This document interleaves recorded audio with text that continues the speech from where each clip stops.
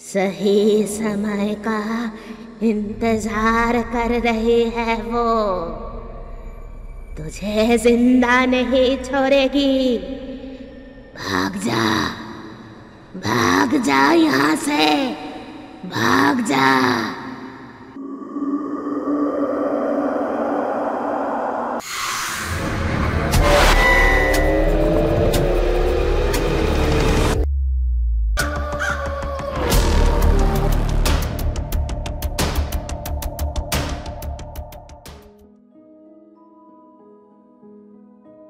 মৃত্যু কি পারে সবটুকু শেষ করে দিতে, নাকি অতৃপ্তি বা অচরিতার্থ বাসনা আত্মার মধ্যে জাগিয়ে দেয় প্রতিশোধের আগুন? সে আগুনে ছাড়খাড় হবে কি আসল দোষীরা? প্রখ্যাত লেখিকা সুচিস্মিতা ধরের কলমে গল্প অমোঘ। লেখিকা সুচিস্মিতা ধর কলকাতা বিশ্ববিদ্যালয় থেকে বাণিজ্যে স্নাতকোত্তর ও বিএড ডিগ্রি নিয়ে আগে শিক্ষকতা করতেন। বর্তমানে একটি বাণিজ্যিক সংস্থায় অ্যাকাউন্টস বিভাগে কর্মরতা। লেখালেখি ও সাহিত্য চর্চার প্রতি বরাবরই তাঁর ভালো লাগা আছে। ছাপার অক্ষরে প্রকাশিত প্রথম বই অনাত্মীয়া। এই কাহিনীর শ্রুতি নাট্যরূপ দিয়েছে উর্মি, শব্দগ্রহণ ও ধ্বনি পরিকল্পনায় দেবলীনা। প্রধান চরিত্র অয়ন, পিয়ালি ও ঋতিকা। গল্প পাঠে ব্রতদীপ। অয়নের চরিত্রে কৌশিক, পিয়ালির চরিত্রে মৌটুসী ও ঋতিকার চরিত্রে প্রিয়াঙ্কা। অন্যান্য চরিত্রে কৌশিক, বিশ্বজিৎ, প্রীতম, মৌটুসী ও সৌমিলি। শুরু হচ্ছে আজকের গল্প। লেখিকা সুচিস্মিতা ধরের কলমে অমোঘ।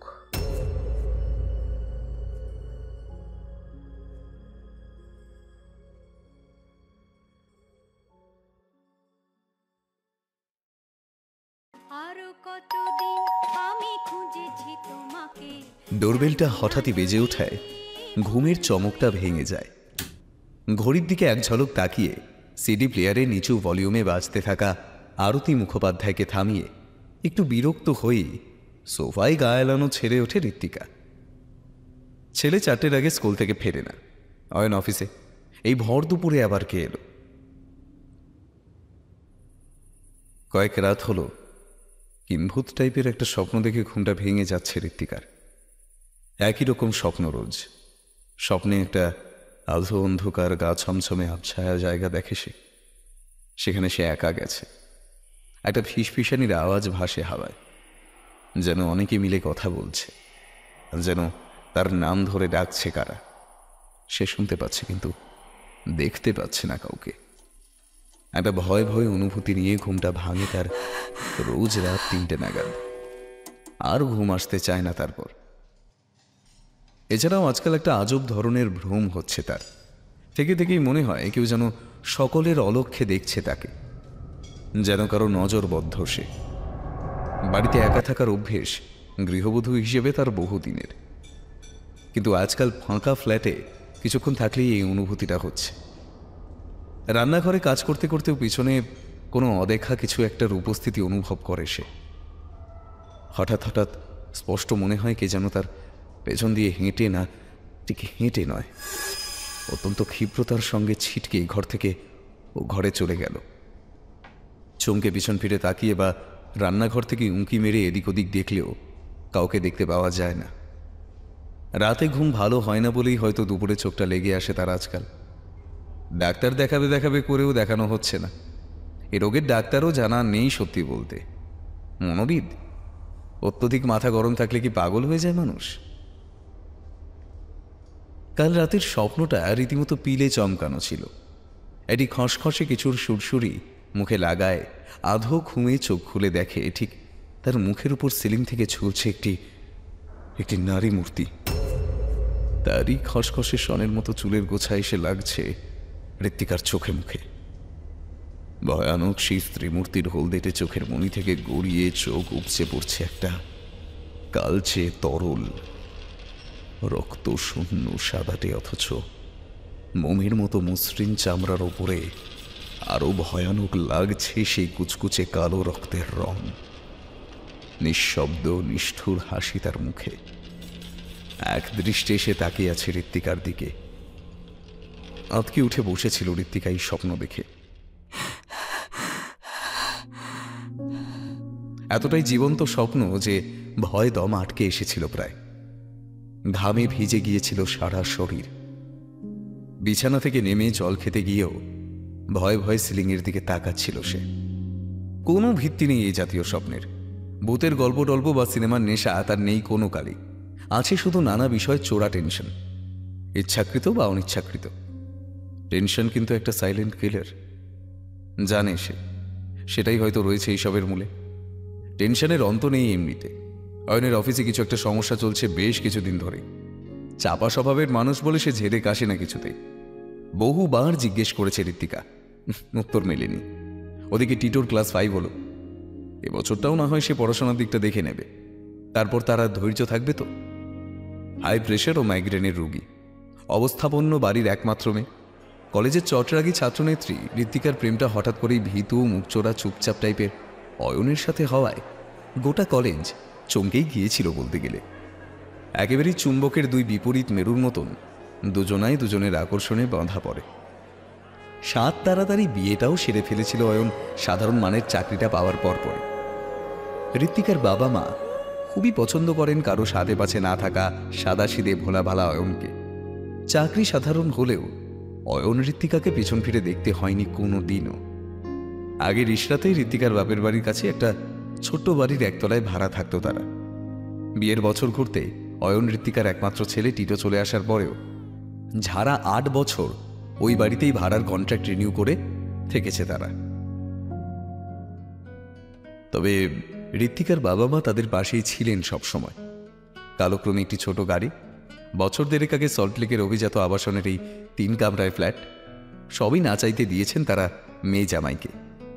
ফ্ল্যাট আরও আগেই দিতে পারতেন। মেয়ে জামাইয়ের সংসারে সাহায্য করতে হতো মাঝে সাঝে, তাই এতদিন হয়ে ওঠেনি। এখনও যে সাহায্য করতে লাগে না তা কিন্তু নয়। অয়নের চাকরিটা নিতান্তই সাধারণ মানের হলেও সে নিজে হাত পেতে শ্বশুরের থেকে সাহায্য নিতে চায় না কখনোই।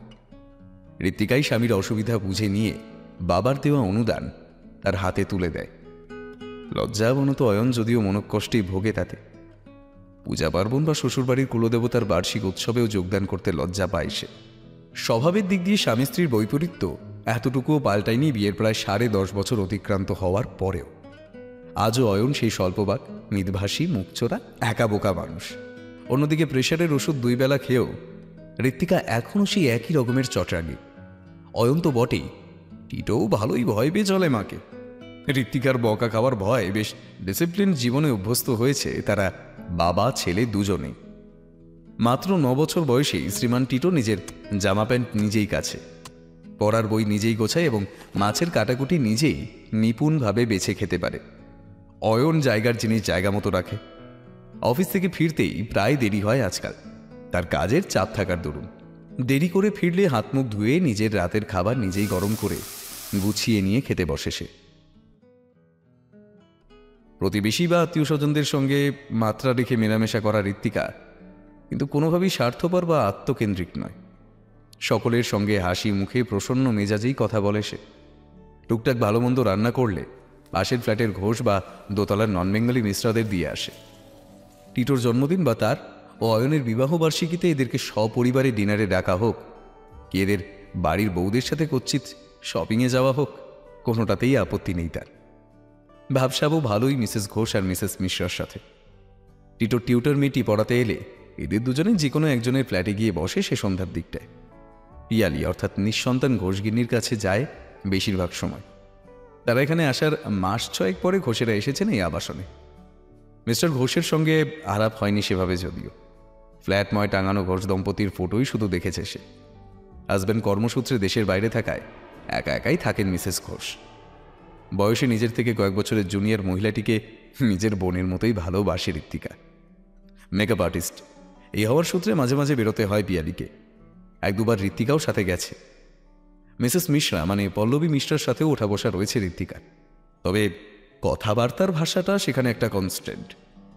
পূর্ণিয়ার মেয়ে হওয়ায় পল্লবী বাংলা বুঝলেও বলতে মোটেই তেমন পারে না। মাতৃভাষায় আলাপের অভাবে আড্ডাটাও মাখো মাখো হয় না তেমন। এছাড়াও পল্লবীর ফ্ল্যাটে না যাওয়ায় আরও একটা কারণ আছে, মহিলার শাশুড়ি মানে মিস্টার মিশ্রার ডিমেন্টেড মা। মিশ্রারা অয়ন ঋত্বিকার আসারও বেশ কিছু বছর আগে থেকেই এই আবাসনের বাসিন্দা। পল্লবীর শাশুড়ি মা সত্তরোর্ধ্ব বৃদ্ধাটিকে ঋত্বিকা প্রথমবার দেখেছিল গৃহপ্রবেশের নিমন্ত্রণ করতে গিয়ে। দরজায় প্রথমবার বেল দিতে কিছুক্ষণের নিস্তব্ধতা, দ্বিতীয়বার বেল দিয়েও 10-15 সেকেন্ড কোনো রেসপন্স না পেয়ে ফিরেই যাচ্ছিল ঋত্বিকা। অকস্মাৎ দরজাটার ল্যাচ খোলার আওয়াজ পেয়ে থমকে দাঁড়ায় সে। আধখোলা দরজাটার ভেতর থেকে একটা সাধারণ মাপের মানুষ দাঁড়ালে যতটা উচ্চতা হওয়া উচিত তার বেশ কিছুটা নিচ থেকে কাঁপা বিকৃত বয়স্ক স্বরে শব্দ আসে, কৌন হ্যায়? ঋত্বিকা কি বলবে বুঝতে না পেরে এক মুহূর্ত চুপ পড়েছিল। হঠাৎই দরজার নিচের দিক থেকে উঁকি মারে এক পাকা চুল লোল চর্ম বৃদ্ধার মুখ। হুইল চেয়ারে বসে আছেন তিনি। বিস্ফারিত ভয়ার্ত অপলক নয়নে এক মুহূর্ত ঋত্বিকার দিকে তাকিয়ে থেকে বলে উঠলেন, सही समय का इंतजार कर रही है वो, तुझे जिंदा नहीं छोड़ेगी, भाग जा यहाँ से, भाग जा। ঘটনার আকস্মিকতায় চমকে উঠে পিছতে পিছতে সিঁড়ি দিয়ে পা ফুসকে পড়েই যাচ্ছিল ঋত্বিকা। চেঁচামেচি শুনে দৌড়ে সিঁড়ি বেয়ে উঠে আসা অয়ন খপ করে ধরে ফেলে তাকে। ততক্ষণে ফ্ল্যাট থেকে বেরিয়ে এসেছে পল্লবী ও তার স্বামী শশাঙ্ক। হাত জোর করে ক্ষমা চেয়ে তারা জানিয়েছিল বৃদ্ধার অসুখের কথা। বয়সকালে নামকরা সাইকিক ছিলেন নিহারিকা মিশ্রা। তার টেলিপ্যাথির সুদূর প্রসারী খ্যাতি শুনে বহু লোকে দেখা করতে আসতো তার সাথে। তবে সেই সবই বিগত দিনের কথা। হালে নিজেই বাইপোলার ডিসঅর্ডার এবং ডিমেনশিয়ার রোগী বৃদ্ধাটি নাকি অচেনা মানুষজন দেখলেই ঘাবড়ে গিয়ে ভুলভাল বকতে থাকেন। এনাকে অ্যাভয়েড করতেই পল্লবীর কাছে দুমদাম যায় না ঋত্বিকা। এক দুবার বুড়ি ঘুমোচ্ছে এ বিষয়ে নিশ্চিত হয়ে তবেই বিয়েলিকে সাথে নিয়ে সেখানে গেছে সে। অশক্ত মানুষ, মাথার দোষগ্রস্ত বুড়িকে সেই দিন থেকেই ভয় পায় সে। এছাড়া পল্লবীর সাথে মেলামেশায় বিশেষ আপত্তি নেই তার। আপত্তি হলো শুধু অসময়ে বিরক্ত হতে। ইংরেজিতে যাকে বলে মি টাইম, অর্থাৎ একান্ত ব্যক্তিগত সময়। নিজেকে দেওয়া সেই লেজারের সময়টুকুতে কেউ ফোনাফোনি করলে বা অযাচিতভাবে বাড়ি উঠে এলে সত্যি বলতে একটু ভুঁড়ু কোঁচকায় তার। এই কথা সে ঠারে ঠারে প্রতিবেশিনী বান্ধবীদের বুঝিয়েও দিয়েছে। তাদের কারোরই এ সময় আসার কথা নয় তো। বাপের বাড়ি সেই রিসরায় হওয়ায় বাবা মা দুমদাম এখানে অত দূর থেকে দৌড়ে আসতে পারেন না, অন্তত ফোন না করে তো নয়। অয়নের মা তার খুব ছোটবেলায় গত হয়েছিলেন। 97-এ বাবা গেলেন হার্ট অ্যাটাকে। আর যা সব আত্মীয় স্বজন এদিক ওদিক ছড়িয়ে ছিটিয়ে রয়েছে। এই সময় তাই কারোরই আসার কথা নয়। তাছাড়া কেউ ভিজিটে আসলে তো মেইন গেট থেকে ইন্টারকমের মাধ্যমে জানাবে দারোয়ান। কই সে কোনো ফোন টোন তো করল না। ড্রয়িং রুম থেকে দরজায় এসে মনির বিরক্তি মনেই চেপে আই হলে চোখ লাগায় ঋত্বিকা। আশ্চর্য, কেউ নেই তো। অথচ এইমাত্র স্পষ্ট শুনেছে সে ডোরবেলের আওয়াজ। দরজা খুলতে গিয়েও খুলতে ঠিক সাহস হলো না তার। সল্টলেক জায়গাটা বেশ ফাঁকা ফাঁকা হওয়ায় নানা সমাজবিরোধী ব্যাপার স্যাপার ঘটে এখানে, বিশেষত এরকম নির্জন দুপুরবেলাগুলোতেও। খুন লুঠতরাজ কিছুই বাদ নেই। খানিকক্ষণ বন্ধ দরজার পাশে দাঁড়িয়ে থেকে ঘরের দিকে ফিরে আসতে যাবে এমন সময় আবারও বেজে উঠল বেলটা। হকচকিয়ে যাওয়া ঋত্বিকার গায়ে কাটা দিয়ে উঠেছে হঠাৎই। আরও একবার সে চোখ রাখে আই হলে। ল্যান্ডিংটায় বাইরে রোদ ঢোকে না। দরজার বাইরে আবছা অন্ধকার। ভালো করে দেখলে বোঝা যাচ্ছে আই হোলটার বাইরে কালচে সনের মতো কিছু একটা ঝুলছে। কি এটা? মাকড়সার জলে ধুলো জমে যে ঝুল হয় সেরকম কিছু? ঠাহর করতে না পেরে অগত্যা দরজা খুলতেই যাবে এমন সময় ঝনঝনিয়ে টেলিফোনটা বেজে উঠল। গেট থেকে করেছে নির্ঘাত। হয়তো ইন্টারকমে কোনো সমস্যা হয়েছিল বলে এতক্ষণ জানাতে পারেনি। ফোন ধরতে দৌড়ে গেল সে। হ্যালো, বলছি আজও ফিরতে না একটু দেরি হতে পারে বুঝলে। একটা মিটিং পড়ে গেছে হঠাৎ করে। তুমি একটা কাজ করো, তুমি আর ছেলে খেয়ে নিও কেমন? বলবে বলবে করেও একটু আগের ঘটনাটা অয়নের কানে তুলল না ঋত্বিকা। কাজে কর্মে থাকা নির্বিবাদী মানুষ যদি টেনশন করে অসুস্থ হয়ে পড়ে, চোরা ভয় নিয়ে বন্ধ দরজার দিকে আর চোখে তাকাতে তাকাতে দু চারটে স্বাভাবিক কথা বলে ফোন রাখল সে। কৌতূহলে নিরসন করতে গেলে দরজা খুলতে হয়, কিন্তু বাইরে তো কেউ নেই। ডোরবেল যদিও বাজেনি আর, দরজার দিকে তবুও খানিক্ষণ তাকিয়ে দাঁড়িয়ে রইল সে। তারপর নিশ্চয়ই কোনো দুষ্টু বাচ্চার কাজ হবে এই কথা ভেবে আনমনে এগোতে থাকলো বেডরুমের দিকে। শনের মতো ঝুলন্ত কালচে জিনিসটার কথা আর মাথায় রইল না। ফোন ধরতে গেছিল বলে দেখতে পায়নি ঋত্বিকা আইহোলের সামনে থেকে শনের মতো ঝুলতে থাকা কালো জিনিসগুলো ক্রমশ উঠে গেল ওপর দিকে। ল্যান্ডিংয়ের সিলিংয়ে ঝুলে থাকা এলোচুল নারী মূর্তিটি উল্টো পায়ের পাতা নিয়ে পিছু হেঁটে দরজার ওপর থেকে দেওয়াল বেয়ে উঠে গেল সিলিংয়ে। তারপর হাত থেকে একটা কালচে জিনিস দরজার সামনে মাটিতে ফেলে দিয়েই সরীসৃপের মতো দ্রুত গতিতে উল্টো পায়ে সিলিং বেয়ে দৌড়ে এক্সিট গেটের কাছে এসে অদৃশ্য হয়ে গেল এক লহমায়।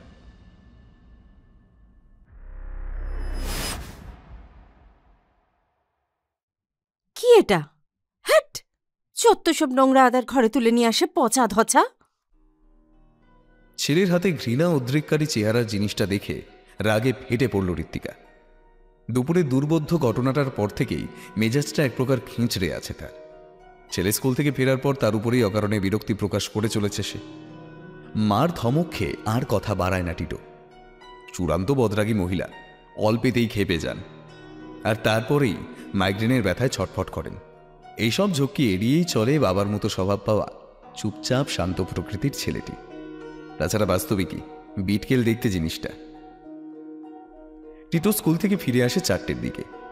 এখানে এসে একটু খাওয়া দাওয়া করে বিকেলটায় হাউজিং কমপ্লেক্সের লাগোয়া মাঠে ফুটবল খেলে হাউজিংয়েরই সিনিয়র ছেলেদের সঙ্গে। টিমের সর্বকনিষ্ঠ সে। আজ স্কুল থেকে বাড়ি ফিরেই মান মাথাটা উত্তপ্ত রয়েছে দেখে কারণ টারণ জিজ্ঞেস করে ঘাটায়নি আর। হাত মুখ ধুয়ে টিফিন খেয়ে খেলতে গেছিল। ঘণ্টাখানেক ফুটবল খেলে শেষে হেদিয়ে পড়ে বাড়িতে ফিরতে গিয়েই হঠাৎই তার চোখ পড়ে জিনিসটার দিকে। খেলতে যাওয়ার সময় দেখেনি তো খেয়াল করে। তাদের ফ্ল্যাটটা একতলায়, জিনিসটা ঠিক তাদের ফ্ল্যাটের দরজার সামনেই পড়ে আছে।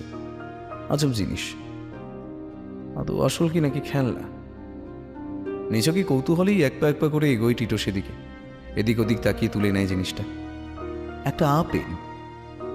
আপেলই বটে, আকার প্রকার তো তাই বলছে, কিন্তু রংটা কুচকুচে কালো। কালো, কালচে লাল বা মেরুন টেরুন নয়, একেবারে জেড ব্ল্যাক। যেন অমানিসার নিকশ কালো আকাশ, যেন কলমের কালো কালি। পচা, কেমন যেন নরম নরম, তবে পচে যাওয়া ফলের মতো গ্যাদ গ্যাদে নরম নয়। বিস্তর শুকে টুকে কোনো পচা গন্ধও না পেয়ে কিছুটা কনফিউজড হয়ে বাড়ি বই নিয়ে এলো জিনিসটা সে। এসেই মায়ের ঝাড়কে কিংকর্তব্য বিমূঢ় হয়ে হাতে জিনিসটি নিয়ে দাঁড়িয়ে আছে। এমন সময় মা তেরে এসে হাত থেকে ফলটা কেড়ে নিয়ে জানলা দিয়ে পিছনের মাঠে ছুঁড়ে মারলেন। টিটোকে আর এক প্রস্থ বকাবকি করে ডেটল সাবান দিয়ে কোচলে হাত ধুতে বলে শেষে গজগজ করতে করতে রান্নাঘরের দিকে পা বাড়ালেন। অগত্যা টিটো মুখ বেজার করে বাথরুমের দিকে গেল। দুজনেরই কারোরই দেখার কথা না, দেখতে পেলেনও না। মাঠে গিয়ে পড়া কালো ফলটা নিজে নিজেই একটু কেঁপে উঠল, তারপর গড়াতে শুরু করল। গড়াতে গড়াতে এসে থামল ঠিক টিটোর ঘরের বাইরে। জানালার নিচে এক মুহূর্ত থামল, তারপর লাফ দিয়ে জানালায় উঠে গ্রিলের ফাঁক দিয়ে ঢুকে পড়ল ঘরের ভিতর। ঘরে ঢুকেও গড়াতে থাকল। গড়িয়ে গড়িয়ে ঘরের কোণে পৌঁছে দেওয়াল বেয়ে বেয়ে উঠতে থাকলো সিলিংয়ের দিকে। সিলিংয়ের এক কোণায় আলমারিটার পিছনে একদলা অন্ধকারের মতো লেগে রইল সবার অলক্ষ্যে, ঠিক দুপুরবেলা ল্যান্ডিংয়ের সিলিংয়ে লেগে থাকা নারী মূর্তিটির মতো। আজ দুপুরের ব্যাপারটা মাথা থেকে যাচ্ছে না ঋত্বিকার। বড্ড বেশি ভাবছে কি সে? একা থাকলে কি বিকারগ্রস্ত হয় মানুষজন?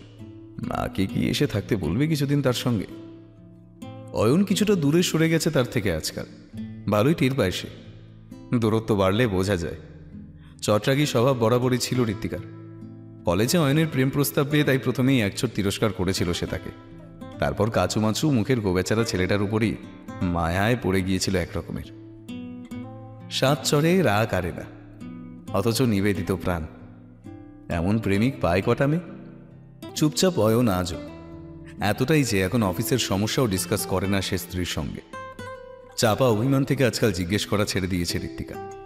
খবরদারি করতে করতে নিজের জীবনটাই খবরদারি পূর্ণ হয়ে গেছে তার। এরকম গতানুগতিক জীবনে রোম্যান্স বা তথাকথিত সুখী দাম্পত্য আশা করাটাই বাহুল্য। যে রোমাঞ্চ আশা করেছিল সে বিবাহোত্তর জীবনের থেকে তার কানাকড়িও পায়নি সে কখনোই। টিটোর প্রাইভেট টিউটর মেয়েটি মোটামুটি পাঞ্চুয়াল। সন্ধ্যা 7টার জায়গায় বড়জোর 7:05 কি 10, তার বেশি দেরি সে কখনোই করে না। টিভি দেখলে তার আওয়াজে পড়ার ক্ষতি হতে পারে মনে করে টিভি দেখে না ঋত্বিকা এই সময়টা। মেয়েটিকে চা কফি বা কখনো টুকটাক টিফিন দিয়ে পাশে পিয়ালির ফ্ল্যাটে ঢোকে আড্ডা দিতে। আজ দুপুরে কুচো চিংড়ি দিয়ে পুঁইশাকের চচ্চড়ি করেছিল। মিসেস মিশ্রা এসব তেমন পছন্দ করেন না। পিয়ালিকে বরং একটু দিয়ে আসবে বিকেলে। পিয়ালি আজ দুপুরে আমপোড়া শরবত বানিয়ে দিয়ে গেছে ঋত্বিকাকে। মাঝে মধ্যে এটা বিট নুন চাট মশলা রসলা দিয়ে বানায় সে। গরমকালে রিফ্রেশিং ড্রিঙ্ক দারুণ। এখন চা করতে গিয়ে স্পষ্ট সেই অদ্ভুত অনুভূতিটা হলো, আবার একটু অন্যরকম যদিও।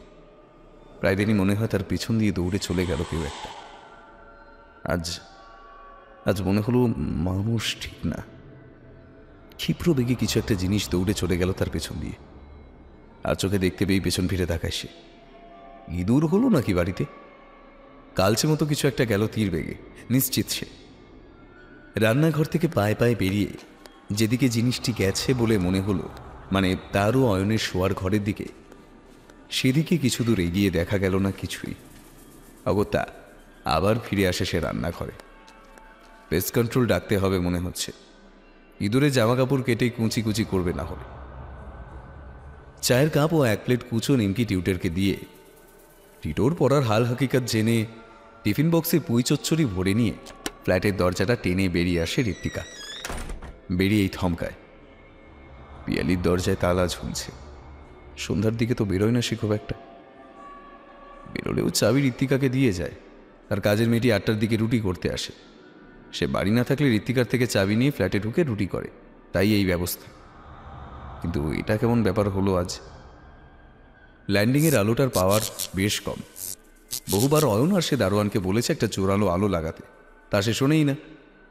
টিমটিমে আলোয় চারপাশের আনাচে কানাচে জমে থাকা ঝুপসি অন্ধকারে কাটা হঠাৎই ছমছম করে ওঠে ওর। পিয়ালির বন্ধ ফ্ল্যাটের সামনে এক মুহূর্ত দাঁড়িয়ে ফিরে আসতে যাবে, এমন সময় হঠাৎই পরিচিত ভয়াবহ কণ্ঠস্বর শুনে আতঙ্কে কাঠ হয়ে গেল সে। तेरे घर में घुस चुकी है, भाग जा, भाग जल्दी, भाग। গলার আওয়াজটা সিঁড়ির দিক থেকে আসছে। ঋত্বিকার হৃদস্পন্দন বন্ধ হওয়ার উপক্রম হয় নিদারুণ আতঙ্কে। চাবি দেওয়া পুতুলের মতো ঘাড় উঁচিয়ে সে দেখে সিঁড়ির লোহার রেলিং ধরে তার দিকে ঘষা গাছের মতো ঘোলাটে চোখে মরা মানুষের নিরুত্তাপ দৃষ্টি নিয়ে তাকিয়ে আছেন মিস্টার মিশ্রার বৃদ্ধা মা। কি করে হুইল চেয়ার থেকে উঠে সিঁড়ি বেয়ে নামলেন তা জিজ্ঞেস করতে আর মনে রইল না ভয়ে বাক্রুদ্ধ হয়ে যাওয়া ঋত্বিকার। বৃদ্ধা ওইভাবেই অপলক তাকিয়ে রইলেন তার দিকে। তারপর অস্ফুট গোঙানির মতো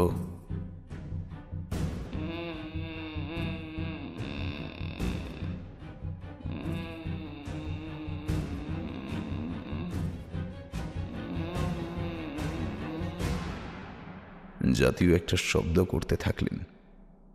ক্রমে তার দৃষ্টি ঋত্বিকাকে ছাড়িয়ে দেওয়াল বেয়ে আস্তে আস্তে সিলিংয়ের দিকে উঠতে লাগলো। সিলিংয়ে নিবদ্ধ দৃষ্টিটা বদলে গেল হঠাৎই, যেন কিছু দেখে বিভৎস ভয় পেয়েছেন তিনি। ঋত্বিকার চোখের সামনে ভয়ার্ত সেই ঘষা কাচের মতো চোখ দিয়ে কালচে রক্তের মতো আঠালো পদার্থ বেরিয়ে গাল বেয়ে নামতে থাকলো। চেহারাটা পরিণত হলো অবিকল ঋত্বিকার স্বপ্নে দেখা সেই বিভৎস নারী মূর্তিতে। বেঁকে চুড়ে হামাগুড়ি দিয়ে সিঁড়ি ভেঙে এগিয়ে আসতে লাগলো মূর্তিটা ঋত্বিকার দিকে। নার্ভের প্রবলেমটা কি ওনার বরাবরই একই রকম ছিল? ডাক্তারবাবুর আচমকা প্রশ্নের সদুত্তর দিতে না পেরে নির্বাক শ্রোতার মতো চেয়ে রইল ত্রস্ত নার্ভাস হতবুদ্ধি অয়ন। নার্ভ কুল কখনোই থাকে না ঋত্বিকার। অল্পেতেই মাথা গরম করে বসে সামান্য ব্যাপার স্যাপারে, কিন্তু তা বলে অ্যাটাক? মাইল যদিও, জ্ঞান ফিরলে ওনার সাথে ধৈর্য ধরে বসে শুনে নেবেন যে ঠিক কি কি হয়েছিল। এই টেস্টগুলো করাতে হবে যত তাড়াতাড়ি সম্ভব। আর রিপোর্ট দেখাতে আসার সময় অতি অবশ্যই আগের প্রেসক্রিপশনটা নিয়ে আসবেন সাথে করে। এক নাগারে কথাগুলো বলে থামলেন ডাক্তার পিনাকি মজুমদার। ওয়াল স্ট্রিট প্রায়ই হাই হয় ঋত্বিকার। হঠাৎ বুক ধরপর করলে তখন ফ্যামিলি ফিজিশিয়ান হিসেবে ডক্টর মজুমদারকেই কনসাল্ট করে অয়ন। কেসটা আপাতত সাধারণ মনে হলেও আজ বেশ জটিল লাগছে ডাক্তারবাবুর। এমনকি তার অভিজ্ঞ চোখ ও মন বলছে এর ভেতর আরও অনেক না বলা কথা লুকোনো আছে। সন্ধ্যায় টিটোর টিউটর পড়াতে এসে বসার বেশ আধ ঘন্টা মতো পরে হঠাৎই ফ্ল্যাটের দরজার বাইরে একটা ভারী ও একটা ধাতব কিছু পড়ার শব্দ হওয়ায় শুনতে পেয়ে দৌড়ে এসেছিল টিটো আর তার টিচার। এসে ঋত্বিকার জ্ঞানহীন শরীরটা দেখে বিস্তর চেঁচামেচি করে প্রথমে মিশ্রা আঙ্কেলদের, তারপর ফ্ল্যাটের গার্ডকে ডেকে আনে তারা। চারপাশে ছড়িয়ে ছিটিয়ে থাকা তরকারি উল্টোনো টিফিন বক্সের মাঝে কাত হয়ে পড়েছিল ঋত্বিকা। ভাগ্য ভালো মাথায় চোট লাগা বা তেমন কিছু হয়নি। কিছুক্ষণ পরেই পিয়ালি ফিরে এসেছিল। সে কিছু কেনাকাটা করতে গিয়েছিল নিউ মার্কেটের দিকটায়। অয়ন অফিস থেকে এসে পৌঁছানোর আগেই তারা খবর দেয় ডক্টর মজুমদারকে। কি হয়েছিল বলো তো, মাথা ঠান্ডা করে বলো কি হয়েছিল, মানে পড়ে গেলে কিভাবে? হ্যাঁ, আরে কি গো, কিছু বলো না, কি হয়েছিল? অয়নের প্রশ্নে নিরুত্তর ঋত্বিকা গুটিসুটি মেরে বসে আছে ঘরের এক কোণে। জ্ঞান ফেরার পরই ঘরের জানালা দরজা টাইট করে আটকেছে সে অয়নকে দিয়ে। এই অপ্রকৃতিস্থ ব্যবহার দেখেই অয়ন আরও বেশি কৌতূহলী হয়ে প্রশ্নটা করেছিল। না হলে আজ তাকে পূর্ণ বিশ্রামের অবকাশ দিলে কাল জানতে চাইলেও হতো। উত্তর দিচ্ছে না দেখে অয়ন আরও মিনিট কয়েক বসে থাকলো স্ত্রীর পাশে। ঠিক আছে, তুমি ঘুমানোর চেষ্টা করো বরং। মিস্টার মা কি কি করছে গো? কে? কার কথা বলছো? আরে দোতলার পুরিটা কি করছে এখন? ঘুমাচ্ছে নিশ্চয়ই। কেন হঠাৎ এ আবার কি? ও কিছু না, তুমি এখানে থাকো প্লিজ। আরে ফোনটা চার্জে দিয়ে আসছি, দাঁড়াও, এক্ষুনি আসছি। বেরিয়ে আসে অয়ন দরজাটা টেনে। একটা ফোন করা খুব প্রয়োজন তার এই মুহূর্তেই।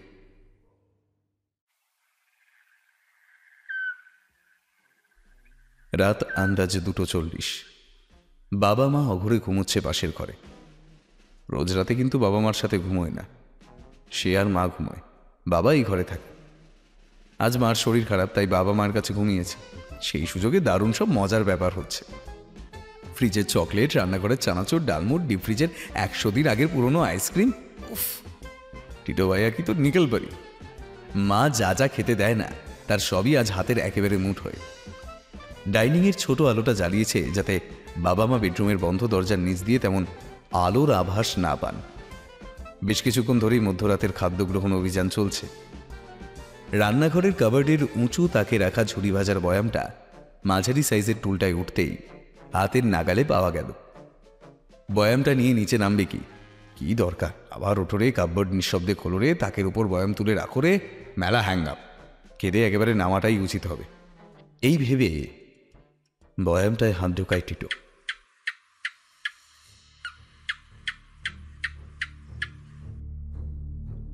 টিকটিকির মতোই, অথচ টিকটিকির নয়। এমন আজব আওয়াজটা শুনে চমকে গিয়ে এদিক ওদিক তাকাতেই হঠাৎই টিটোর চোখে পড়ে কিচেনের সামনের ছোট আলো জ্বলতে থাকা আধারি ডাইনিংটায়। কিরে ওটা? অবাক টিটো দেখে একটা কুচকুচে কালো ছোটখাটো জিনিস এক ছুটে দৌড়ে এলো তার ঘরের দিক দিয়ে। শটান ঢুকে পড়লো রান্নাঘরের ভেতরে, টুলটার নিচে। 1 সেকেন্ড, 2 সেকেন্ড, হঠাৎই টুলটায় প্রবল ঝাঁকুনি শুরু হলো। টাল সামলাতে না পেরে দুপ করে মুখ থুবড়ে পড়ে টিটো রান্নাঘরের নিচে ঠাস করে পড়ে চুরমার হয়ে যায় ঝুড়ি ভাজার বয়াম। ভাঙা কাছের 2-1 টুকরো ইতস্তত ঢুকে যায় টিটোর পায়ে, হাতে। রক্তে ভেসে যায় মেঝের টাইলস। কাজ ভাঙার তীব্র শব্দের সঙ্গে ঘটনার আকস্মিকতায় টিটোর চিল চিৎকারে দরজা খুলে ঘুম চোখে ছুটে বেরিয়ে আসে অয়ন। টিটোর অবস্থা দেখে অস্ফুটে একটা আওয়াজ বের করে ছেলেকে পাঁজা কোলা করে তুলে সোফায় নিয়ে যায় সে। ঈষৎ টলমল পায়।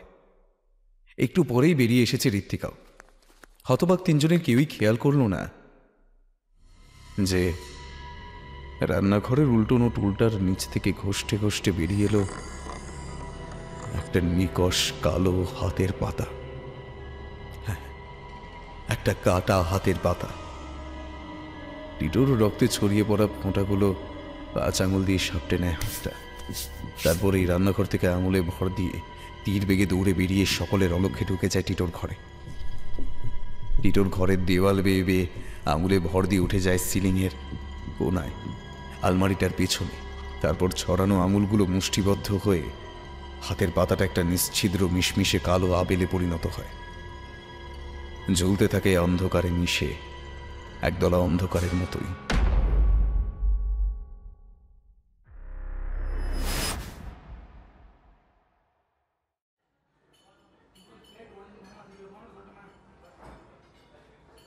আর বড় জোর মাসখানেক কি মাস দেড়েক, তারপর আমার দ্বারা আর সম্ভব না। আমার দ্বারা বলছি কেন, পাপ চাপা থাকে নাকি? ও এমনিই জানতে পেরে যাবে সকলে। আরে বাবা, আমি কি ইচ্ছা করে পিছিয়ে দিচ্ছি নাকি ব্যাপারটা? এতে কি আমার হাত আছে নাকি? আচ্ছা, মুশকিল। যা ঘটছে ইমিডিয়েটলি হয় ফোনে, না হয় তোমায় দেখা করে জানাচ্ছি তো।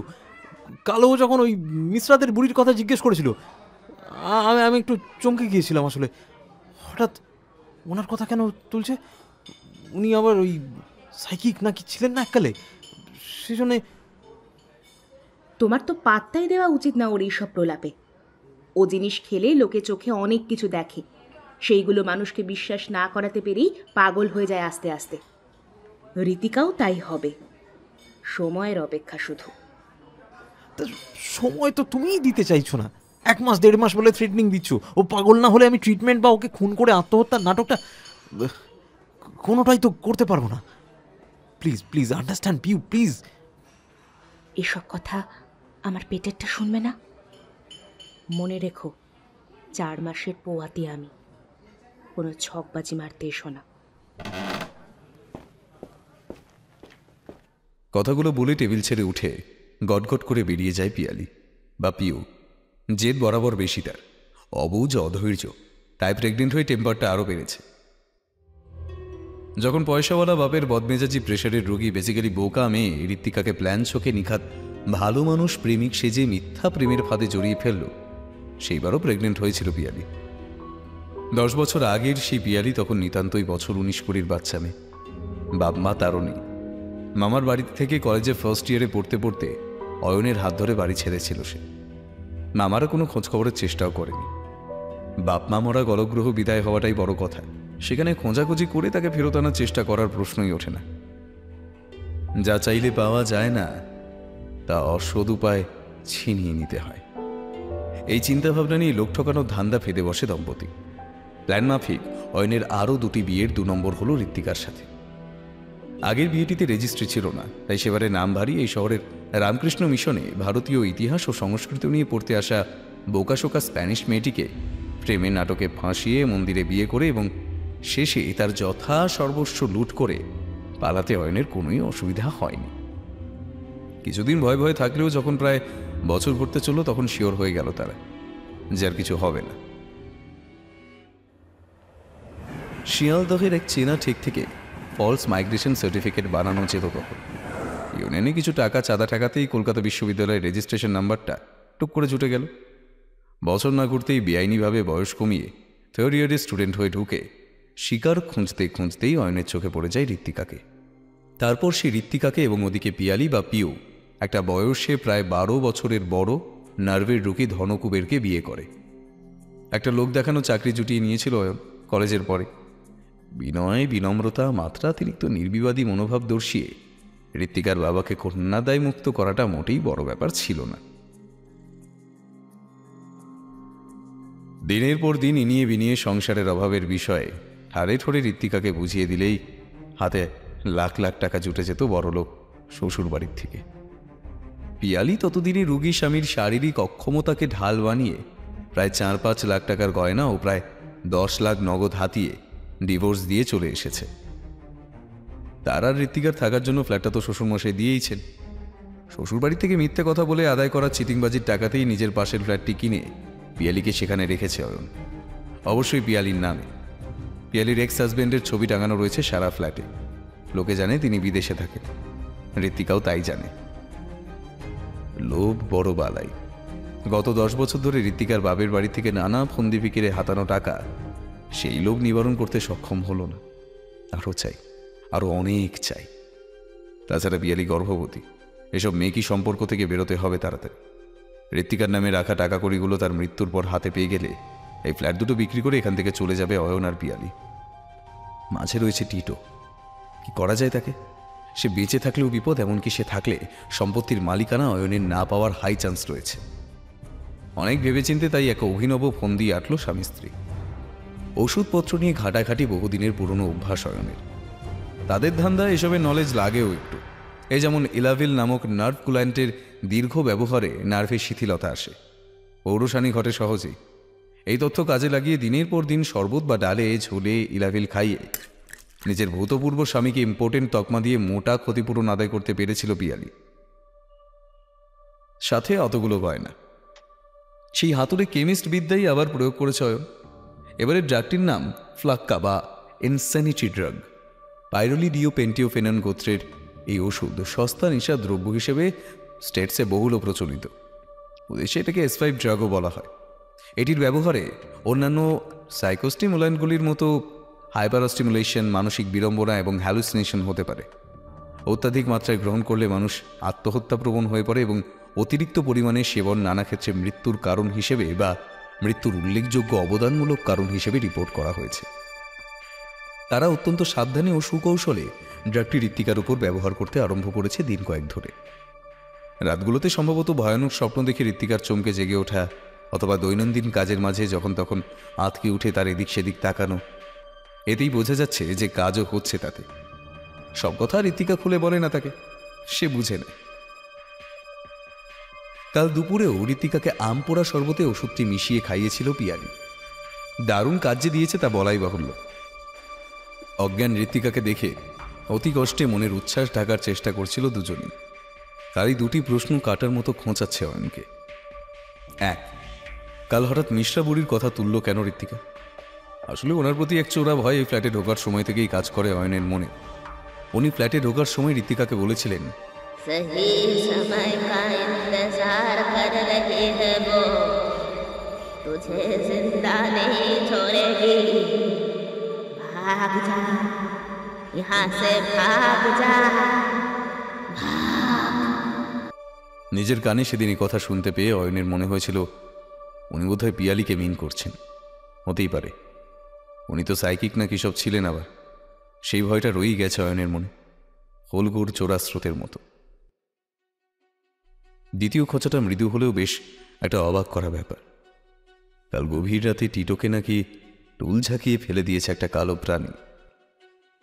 ওটা কি ইঁদুর ছিল নাকি পুরো ব্যাপারটাই টিটোর মন গড়া? পিঠ বাঁচাবার জন্য বানায়নি তো গল্পটা?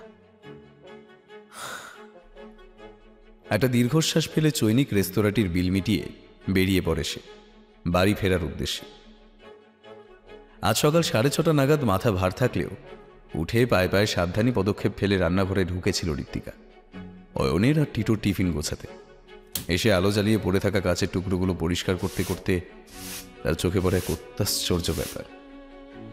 রক্তের দাগ যে থাকবে তা জানাই ছিল। টিটোর পায়ের কাটাগুলোতে তুলো, ব্যান্ডেজ দিয়ে ফার্স্ট এড সে আর অয়ন মিলেই করেছে ওই গভীর রাতে। কিন্তু এটা কি? অবাক হয়ে ঋত্বিকা দেখল যে রক্তের মধ্যে একটা হাতের ছাপ।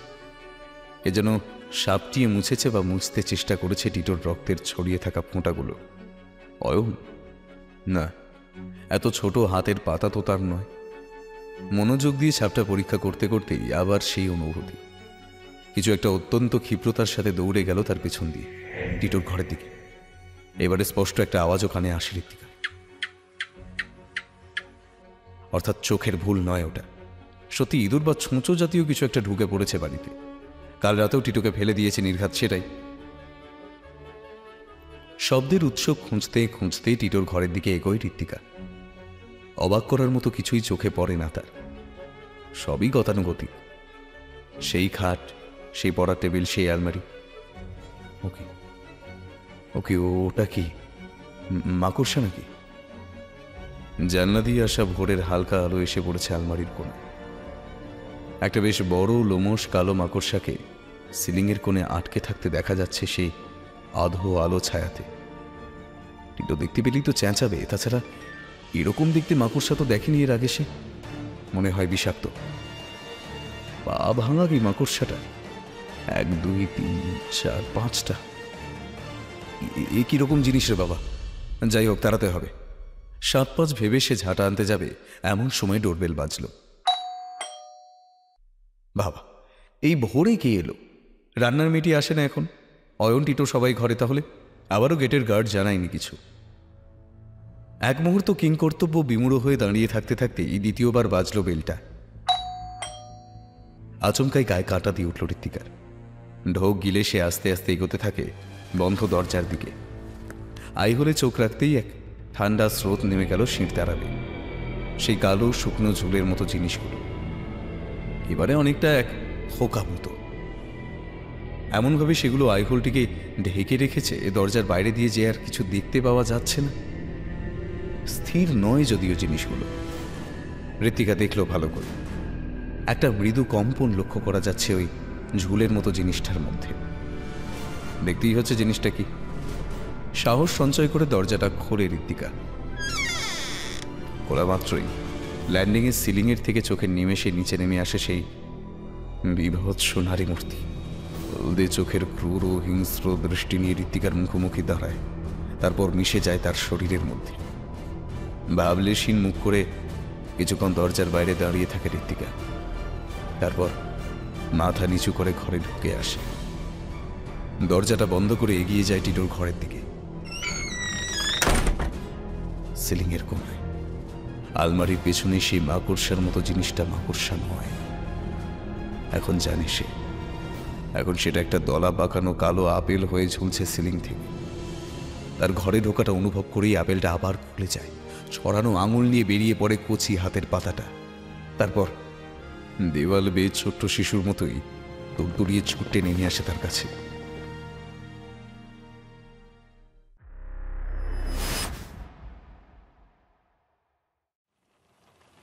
এসব কাজ করতেছিল আর ভালো লাগে না।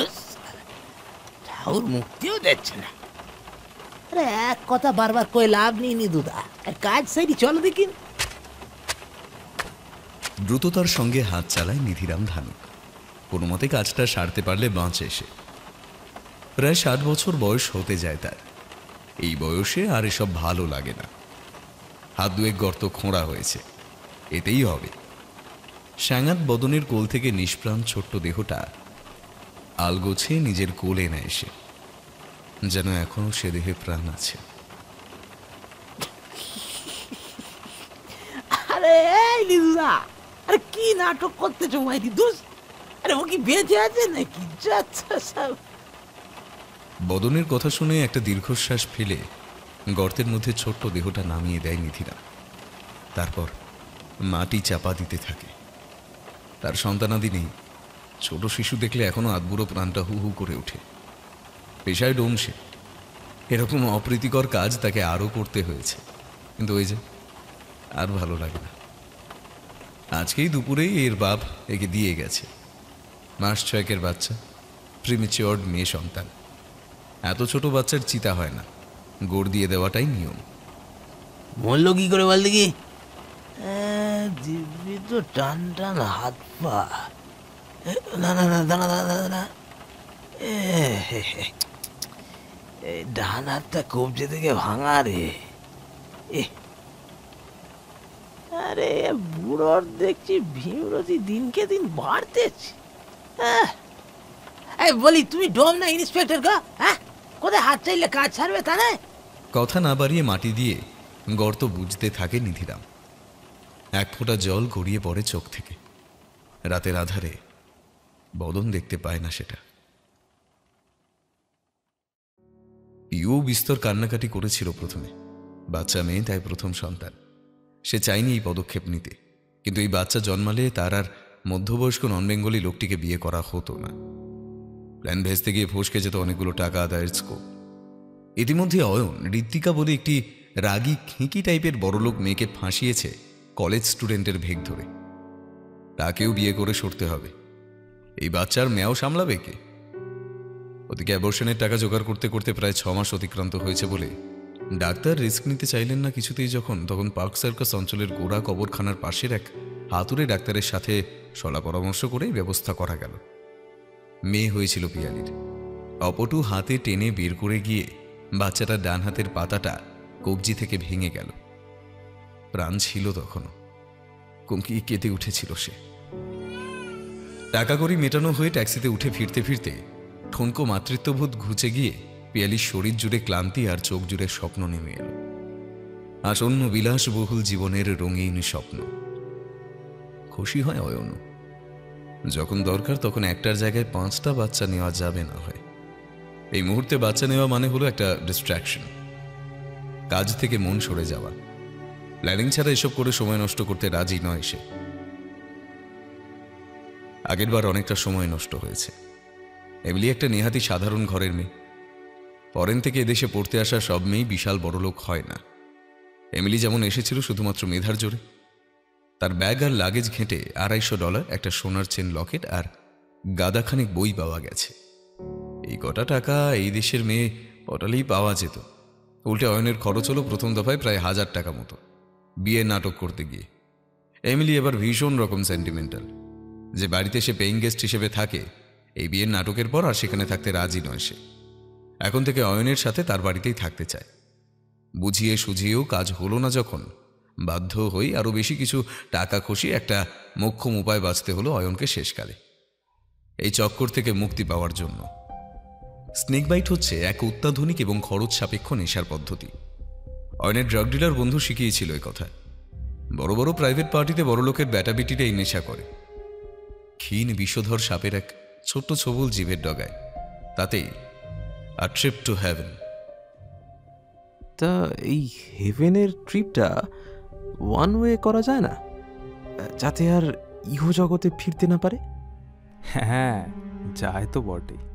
ওভারডোজ নিয়ে ফেললে আর হেভেন থেকে ফেরা যায় না রে।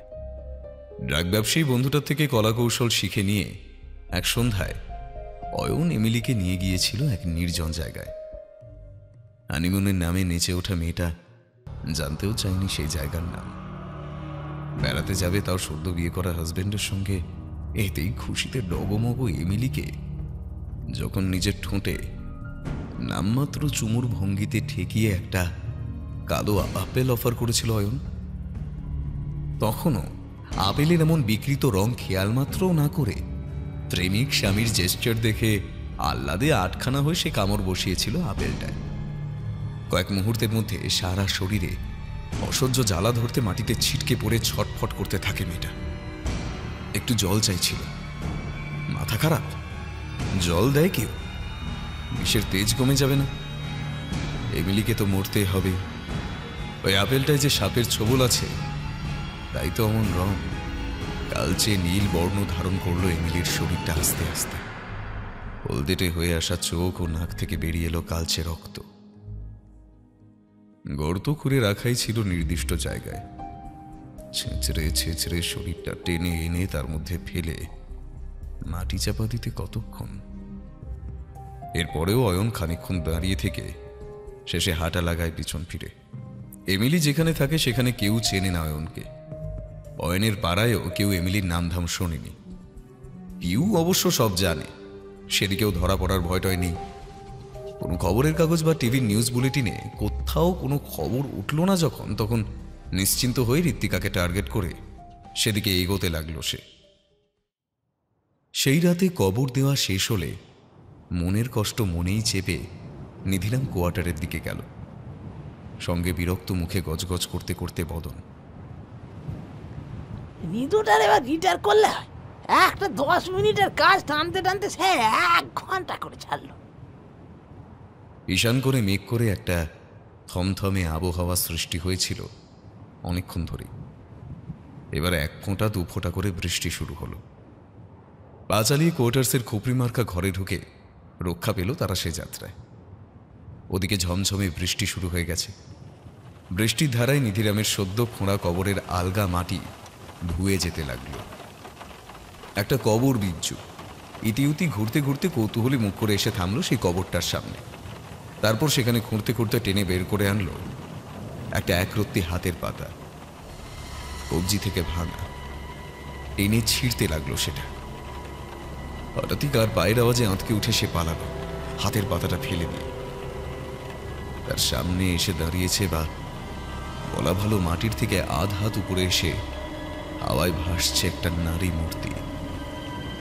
হলদেটে হিংস্র চোখ থেকে গড়িয়ে নেমে আসা কালো আঠালো তরল বিভৎস করে তুলেছে তার মুখটা। এক দৃষ্টিতে সে তাকিয়ে থাকে কচি হাতের পাতাটার দিকে।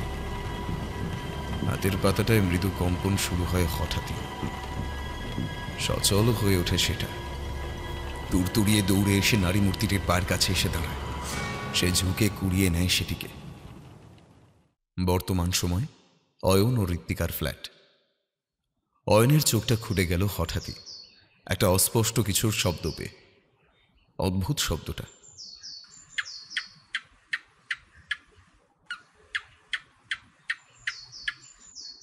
টিকটিকি নাকি? চোখ ডলতে ডলতে বিছানায় উঠে বসে অয়ন। বেডরুমের দরজা খোলা। ঋত্বিকা ঘরে নেই। কোথায় গেল রে বাবা? তার সাথেই তো শুয়েছিল গতকালকের মতোই। টিটোও শুয়েছে আজ তাদের সঙ্গে। গত রাতের ঘটনার পর থেকে সেও কেমন একটা ভয় পেয়ে চুপচাপ হয়ে গিয়েছে। আজ পিয়ালির সঙ্গে দেখা করে ফেরার পর থেকে অয়ন খেয়াল করেছে কেমন যেন নিস্তেজ ঋত্বিকা। তার মতো বদমেজাজি খ্যাঁকখ্যাঁকে মেয়ের কাছে যেটা নিতান্তই বেমানান। যদিও ঘাঁটায়নি অয়ন। রাতে একসঙ্গে শুয়েও ছিল, কিন্তু এখন গেলটা কোথায়? বিছানা থেকে নেমে দরজার দিকে এগোতে যেতেই পায়ে একটা নরম জিনিস ঠেকে। কি এটা? অবাক হয়ে অয়ন দেখে একটা মিশমিশে কালো আপেল। কোথায় দেখেছে এরকম আপেল সে? মনে কিছুতেই পড়ল না। হাঁ করে দেখল অয়ন। আপেলটা নড়ছে। হ্যাঁ, একটা মৃদু কম্পন দেখা যাচ্ছে আপেলটার মধ্যে। আওয়াজ হচ্ছে।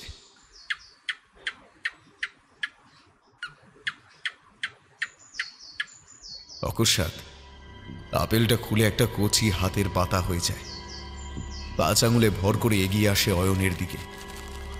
নিদারুণ আতঙ্কে বাহ্যজ্ঞান শূন্য হয়ে বিকট চিৎকার করে পাশ কাটিয়ে পালাতে গিয়ে অয়ন দেখে ড্রয়িং রুমে পিছন ফিরে ঋত্বিকা দাঁড়িয়ে আছে। ধীর লয়ে দুলছে খুব আস্তে আস্তে। অয়ন তার পিঠে হাত রাখতে পিছন ফিরে তাকায়। কে এটা? Emily, Emily. সেই ভরসা মোমের মতো গায়ের রং, মৃত্যুর পূর্বিকার অসহায় ঘোলাটে হলদে চোখ, সেই চোখ বেয়ে নেমে আসা আঠালো কালচে রক্ত। অয়ন পালাতে যেতেই ঝাঁপিয়ে পড়ে তার ঘাড়ে কামড়ে ধরল মূর্তিটা। মাটিতে এলিয়ে পড়ল অয়নের বিষে নীল হয়ে যাওয়া নিথর দেহটা।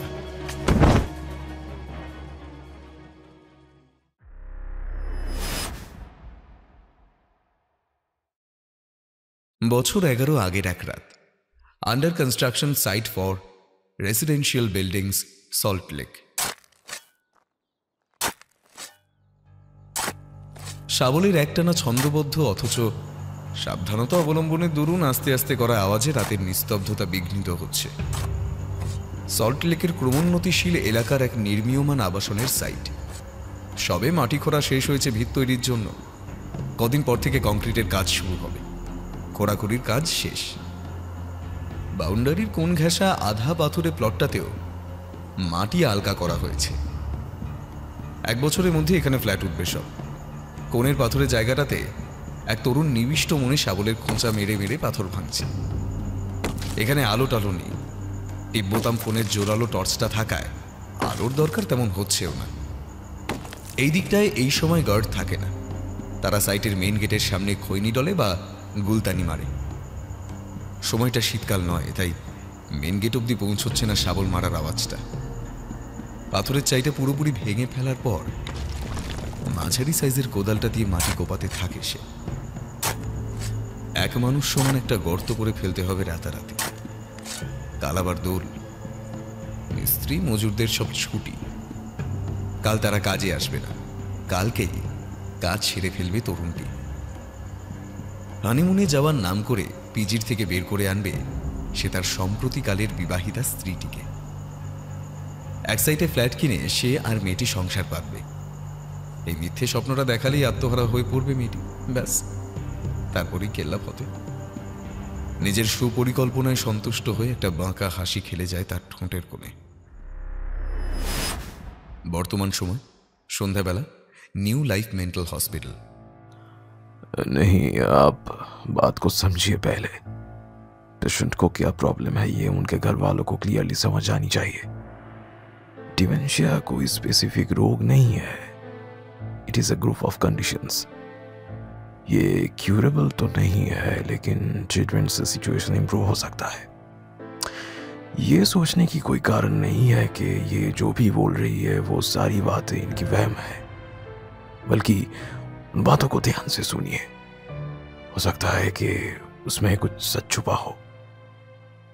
ডক্টর ব্রাউয়ালের চেম্বার থেকে হুইল চেয়ারে করে বেরোনোর সময় হঠাৎই रुको रुको বলে ওঠায় থামতে বাধ্য হয় ডিউটিরতা নার্স। মেন্টাল হসপিটালের আধো আধারি করিডোরটার দিকে এক দৃষ্টে তাকিয়ে থাকেন নিহারিকা, শশাঙ্ক মিশ্রার মা। क्या हुआ माँ?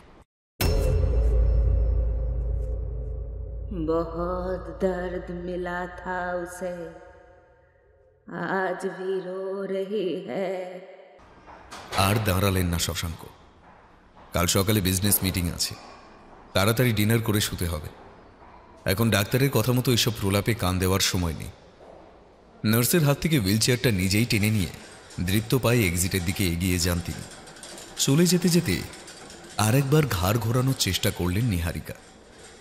হ্যাঁ, ওই তো দাঁড়িয়ে আছে করিডোরের এক কোণে বছর 30-এর গৃহবধূটি। কাঁদছে, পুড়ে কালো হয়ে গেছে সারা শরীর। শ্বশুরবাড়িতে পণের টাকা পুরো দিতে না পারায় তারা আগুন ধরিয়ে দিয়েছিলেন গায়ে কেরোসিন ঢেলে। আর এই বেটা ডাক্তার ব্রাওয়ালকে মানসিক ভারসাম্যহীন রোগী খেতাব দিয়েছিলেন লাখো টাকার বিনিময়ে ফলস সার্টিফিকেট লিখে। তাতেই বেকসুর খালাস হয়ে যায় পাত্রের পরিবার। এসব কথা বউটি বলেছে নিহারিকাকে। এই ক্লিনিকটায় আসতে যেতে এরকম অনেকের সাথে দেখা হয়, কথা হয় তার। এরা বোঝে যে তিনি শুনতে পান, বুঝতে পারেন তাদের কথা। বোঝে না শুধু স্বাভাবিক লোকেরা। তাদের চোখে নিহারিকা শুধুই এক আতপাগলি, ডিমেন্টেড এক্স সাইকিক। বউটির ছায়া শরীরটি সচল হয়ে উঠল। সবাই বেরিয়ে যাওয়ার পর সকলের অলক্ষ্যে সে আস্তে আস্তে ঢুকে গেল ডাক্তার ব্রাওয়ালের চেম্বারে। মুখ ঘুরিয়ে নিলেন নিহারিকা। তিনি জানেন এ কথা যে যখন কোনো মানুষ এক সুতীব্র শক্তিশালী অপরাধের কবলে পড়ে মারা যায় তখন জন্ম নেয় এক অভিশাপ, এবং যতক্ষণ না প্রেতাত্মা সেই অপরাধীর উপর প্রতিহিংসা চরিতার্থ না করতে পারছে ততক্ষণ সেই অভিশাপ ওই জায়গাতেই পুঞ্জীভূত হয়ে থাকে। অপেক্ষা করে সঠিক সময়ের। সঠিক সময় আসলেই নিয়তির অমোঘ পরিণতি হয়ে সেই অভিশাপ বর্ষিত হয় অপরাধীর উপর।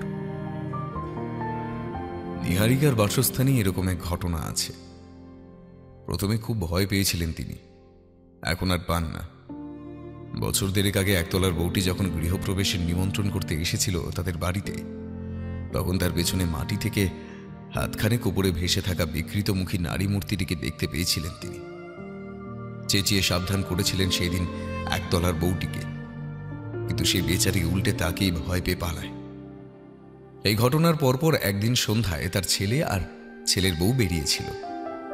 ডোরবেল বাজতেই হুইলচেয়ার ঘুরিয়ে তিনি নিজেই গিয়েছিলেন দরজা খুলতে। দরজা খুলে প্রথমটায় দেখতে পেলেন না কিছুই। এক রাশ ঝুলের মধ্যে একটা কিছু ঝুলছে ল্যান্ডিংয়ের সিলিং থেকে।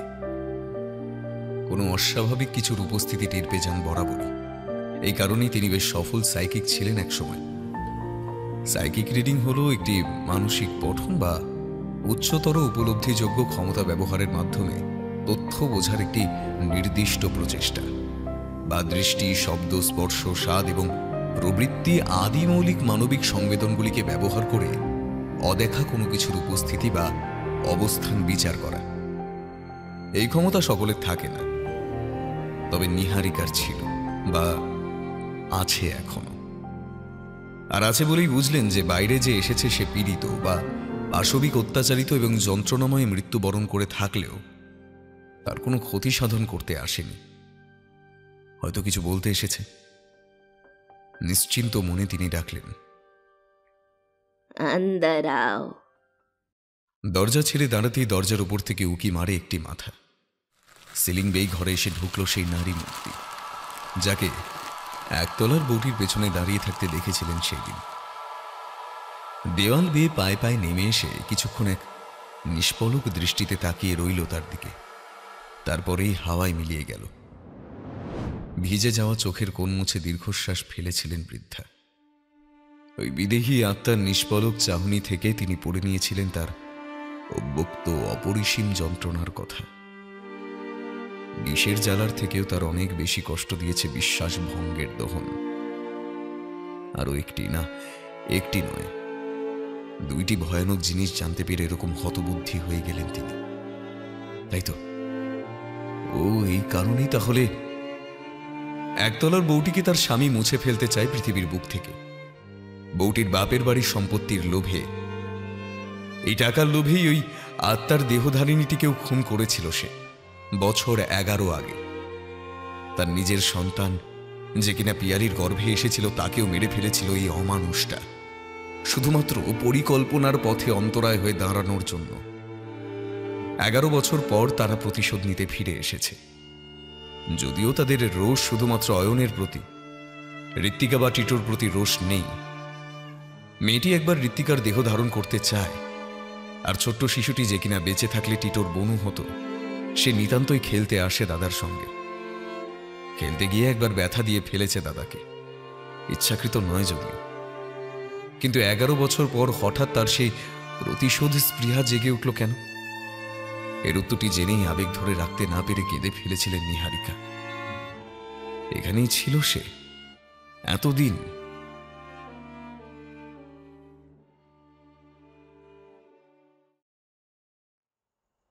माँ जी, शांति से रहिए 5 मिनट प्लीज। कोई उधम मत मचाना। मैं अभी 5 मिनट में वापस आती हूँ। कहाँ जा रही है बहू? हे प्रभु, एक सवाल 10 बार पूछेगी। माँ जी, मैं बताए तो थी, नीचे वाले भाई साहब थे ना, वो जो ऋतिका भाभी के पति, उनका कल रात देहांत हो गया है। पता नहीं कुछ सांप उप ने काटा होगा, जहर से बदन नीला हो चुका था। आज जब अब डॉक्टर दिखाने गई थी, तब उनका बॉडी ले गया पोस्टमार्टम के लिए। भाभी जी बहुत रो रही थी। उनकी माँ बाप आए हैं, टीटो बाबू और भाभी जी को ले जाएंगे शायद यहाँ से। हम सबको भी सावधान रहना पड़ेगा अब से। कार्बलिक एसिड लेके रखना पड़ेगा घर में। बाबू लोग खेलते हैं ना यहाँ वहाँ। শূন্য দৃষ্টিতে বৃদ্ধা দরজার দিকে তাকিয়ে আছেন। বৌমার কথাগুলো কানে ঢুকছে কি না কে জানে। আরো 1-2 মিনিট বকবক করে দরজা দিয়ে বেরোতে গিয়ে থমকে দাঁড়ালো পল্লবী। দরজায় অস্থির অবিচল কলের পুতুলের মতো মুখ করে দাঁড়িয়ে আছে পিয়ালি। পল্লবীর শাশুড়ির দিকে নিষ্পলক দৃষ্টিতে তাকিয়ে আছে।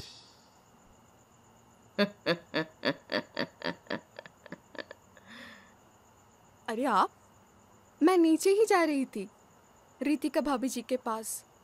आप होके आए हो वहां से? তার কোনো প্রশ্নেরই উত্তর না দিয়ে নিহারিকার দিকেই চেয়ে রইল পিয়ালি একই রকম ভাবে। अंदर आओ। পিয়ালি পল্লবীকে পাশ কাটিয়ে ভিতরে ঢুকে এসে তার পায়ের কাছে বসে কোলে মাথাটা রাখলো আলতো করে। अजीब नाटक है भैया। आप दोनों बातें करो, मैं भाभी जी से मिलके आती हूँ। बहुत दुखी है बेचारी।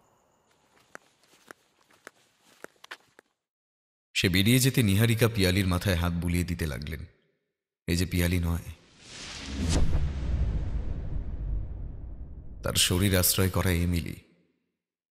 তা দরজায় একে দাঁড়িয়ে থাকতে দেখে বুঝতে পেরেছেন বৃদ্ধা। अंतिम क्रिया करवा दूं तेरी?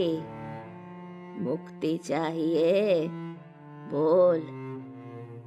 पियाली की बेडरूम के नीचे ही तो तेरी शरीर दफनाया हुआ है।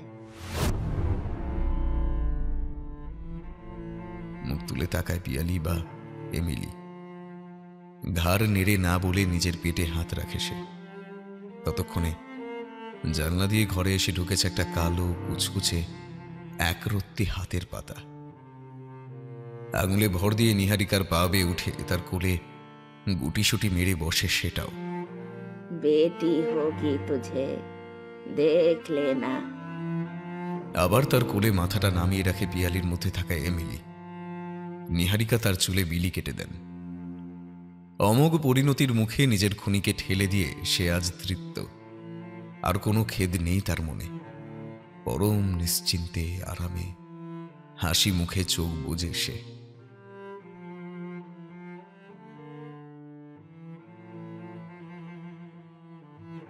শেষ হলো আমাদের আজকের গল্প অমুক। এটি ছিল আমাদের প্রথম প্রচেষ্টা।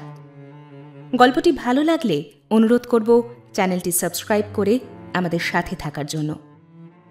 কেমন লাগলো আমাদের আজকের গল্প? আপনার সুচিন্তিত মতামত ও পরামর্শ জানান কমেন্ট বক্সে। পরবর্তী গল্পের আপডেট পেতে আমাদের ফলো করুন ফেসবুক ও ইনস্টাগ্রামে। আজ আসি, আবার দেখা হবে পরের সপ্তাহে। ভয় থাকুক গল্পেই, চিত্ত হোক ভয় শূন্য।